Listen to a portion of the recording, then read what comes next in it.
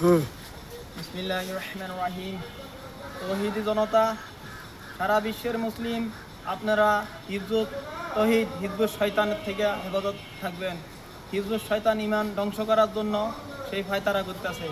এই হিজবুত শয়তানের ইতিহাস আপনারা শুনেন।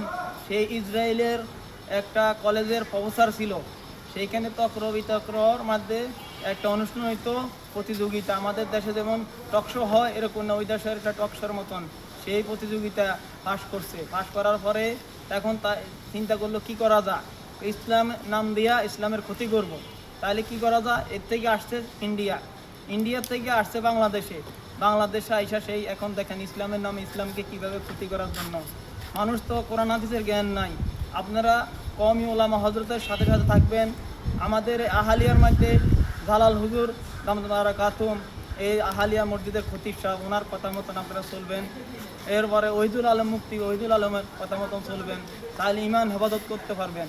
হিজবুত শয়তানের কথা যারা শুনবেন তারা তারা আপনারা ইমান থাকবেন। আপনারা হিজবুত কিন্তু কাফের, ডাইরেক্ট ঘোষণা, হিজবুত কাফের। কাদিয়ানি যেভাবে কাফের, এভাবে হিজবুত শয়তানও কাফের।